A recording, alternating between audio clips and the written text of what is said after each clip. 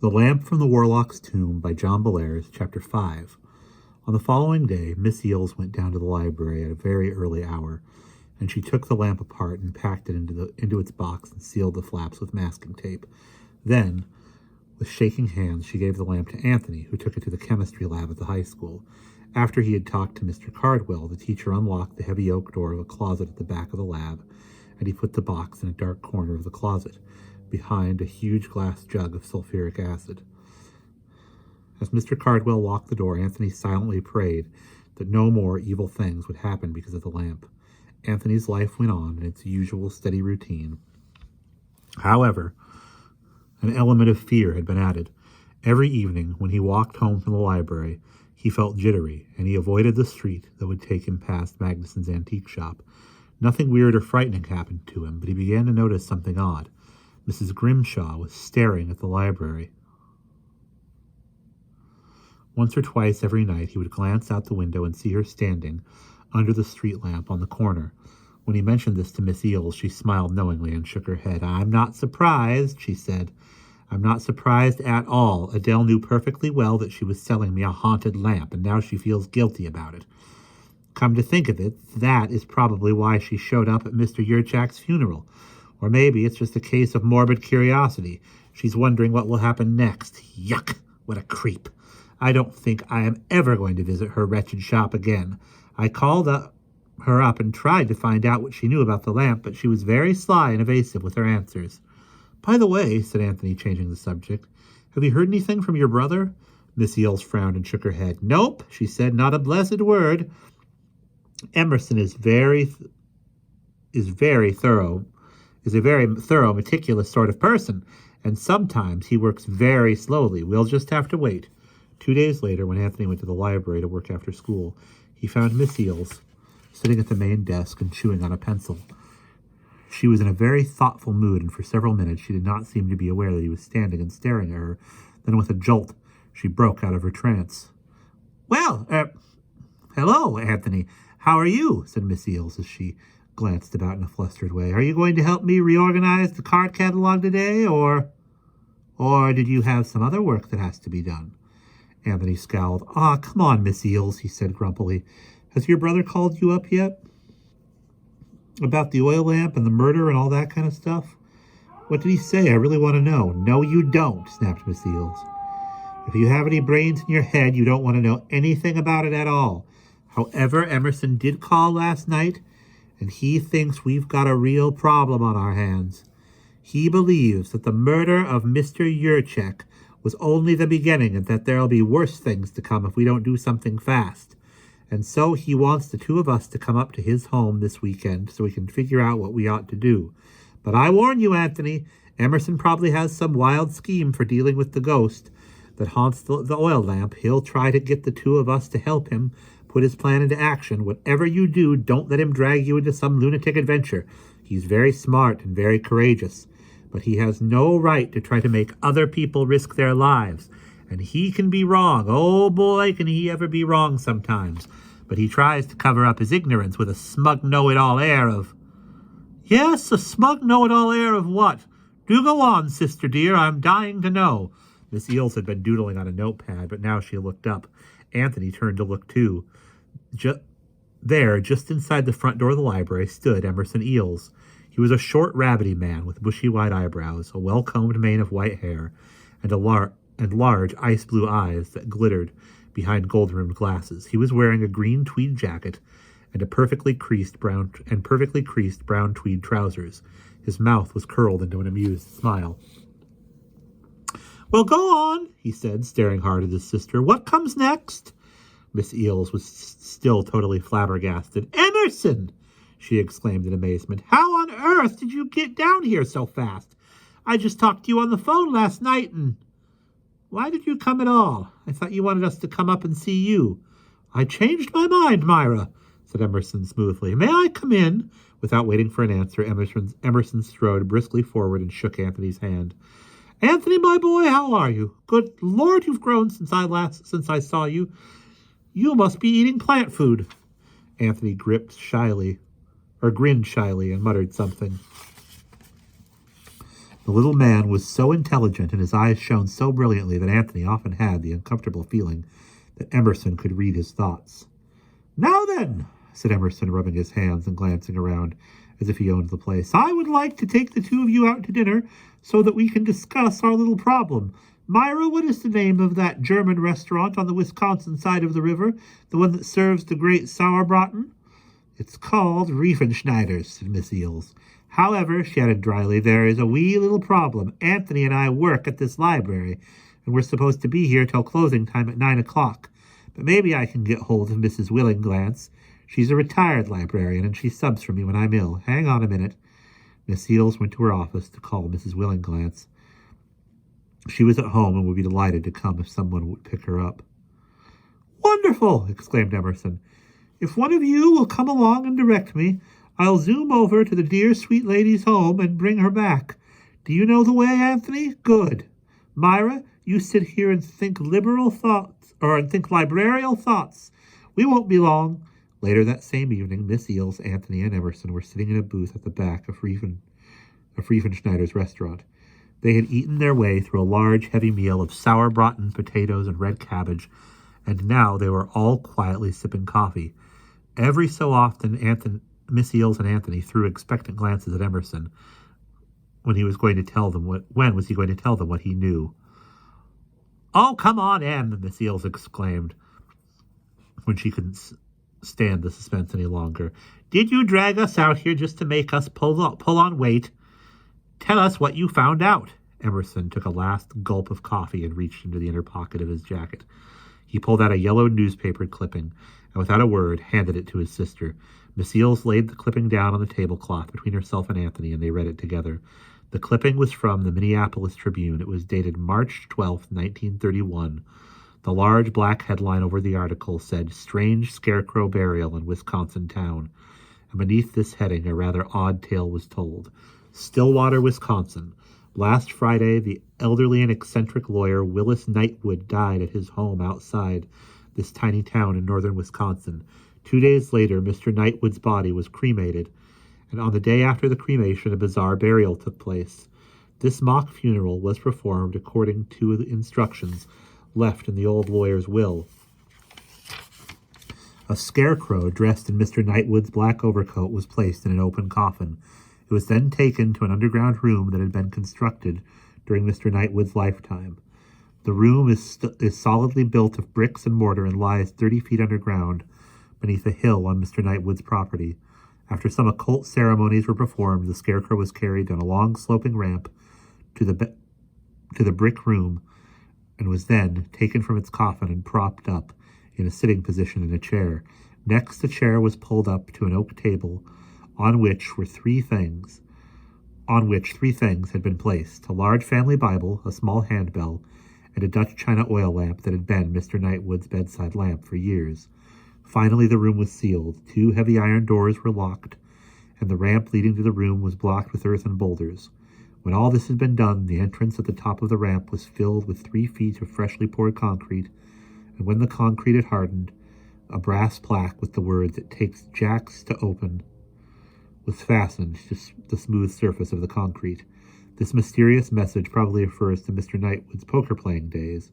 It is well known in Stillwater that he made a great deal of money from poker when he was a young man, though no one can figure out why he would want to put a poker-playing inscription on the grotesque tomb he constructed. Some have suggested that the inscription may be a riddle or code of some sort, but if it is, at this point the article ended. The scrap of paper had been snipped out of a newspaper page, but part of the story was missing. Miss Eels glared indignantly at her brother. "Well, where's the rest of it?" she asked. Emerson shrugged. "It's all I could find," he said. "This clipping was in a scrapbook that I found in the reference room of the St. Cloud Public Library. It seems that over the years, the librarians there have kept a series of scrapbooks about odd things that have happened in Minnesota and Wisconsin. I used my influence and asked one of the nice ladies if I might borrow the clipping for a little bit.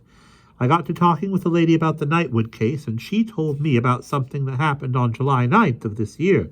So I went down to the room where the old newspapers are kept and found the article that I wanted. This time I didn't ask for permission. I merely ripped the piece out of the paper." Emerson smiled and reached into his jacket pocket. He pulled out a ragged piece of newspaper that was much whiter and cleaner than the other one. "I hope no one will mind that I damaged the library's newspaper to get this," he said as he laid the article on the table. "But I felt that my thievery was being done with good cause, or for a good cause." "I always knew you had the makings of a vandal in you," said Miss Eels, grinning. "Well, now let's see what this one has to say." With their heads close together, Miss Eels and Anthony read the second article, which was also from the Minneapolis Tribune. It said, "Weird break-in on Knightwood Estate. Stillwater, Wisconsin. Last night, some unknown person or persons tunneled into the hill that contains the famous Scarecrow tomb of the old Knightwood Estate. Mr. Jake Swiggett, the present owner of the estate, said that he discovered the break-in early this morning when he was taking a walk.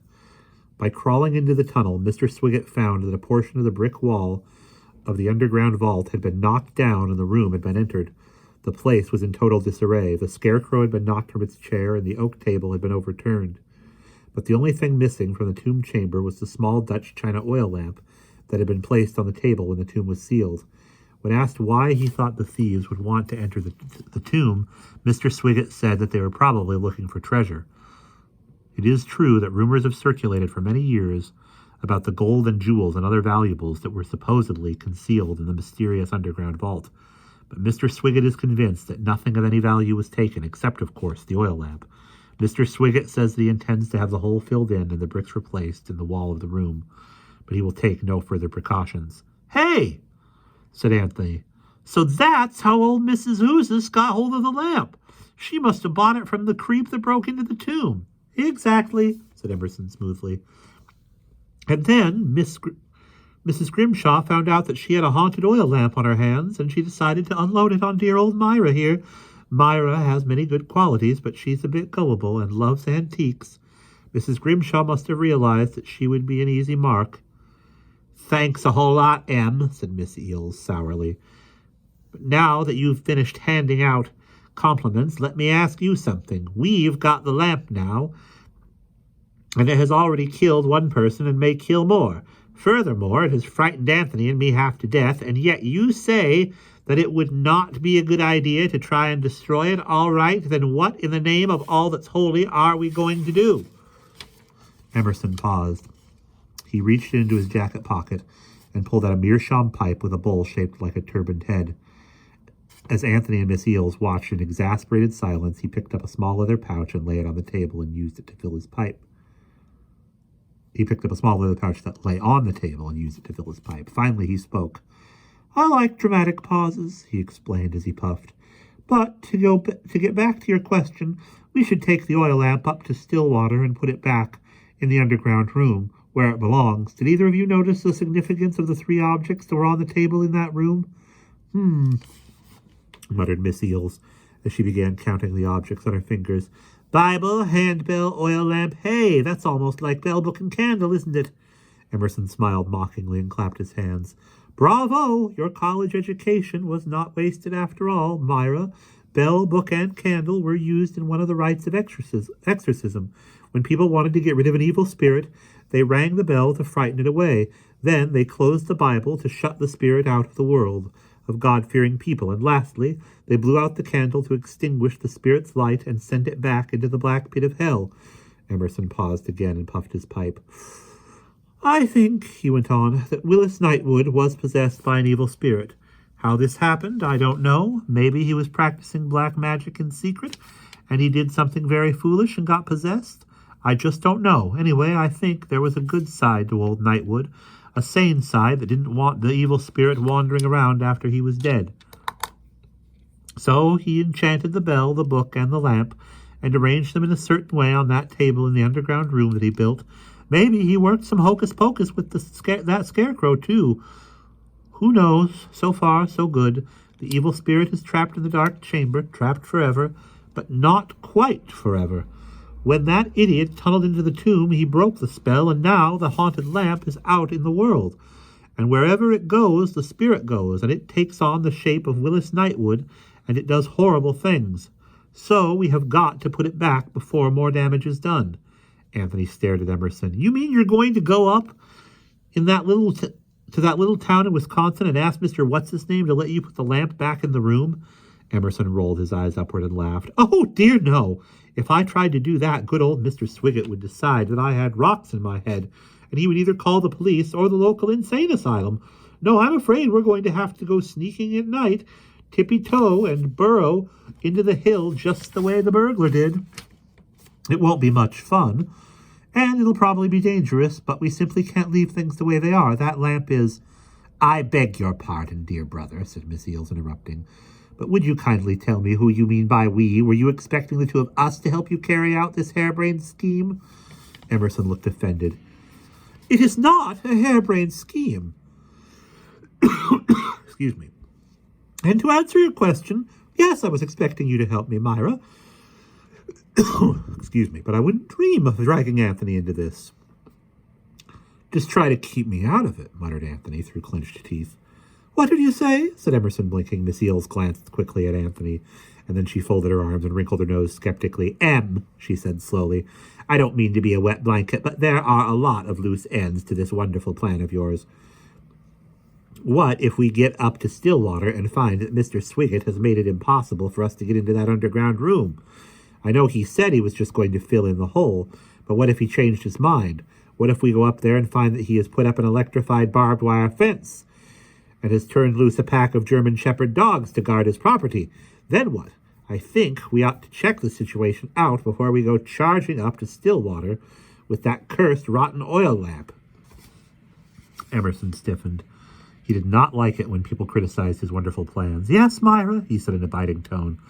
You're saying we should sit around and do nothing while the evil vampirish thing is on the loose. Do you want Anthony to be his next victim, or would you prefer it to be yourself, or me? Miss Eales glared at her brother.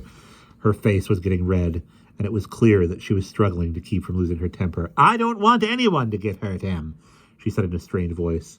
But that is why I think we ought to go slow. Besides, I think we will be safe for the time being. After all, you're the one who told us what to do with the lamp. And you were right. Nothing has happened since we locked it up. And so I think we ought to just leave the dratted thing in the chemistry lab until we find out if it's really possible for us to stick it back into that tomb where it belongs.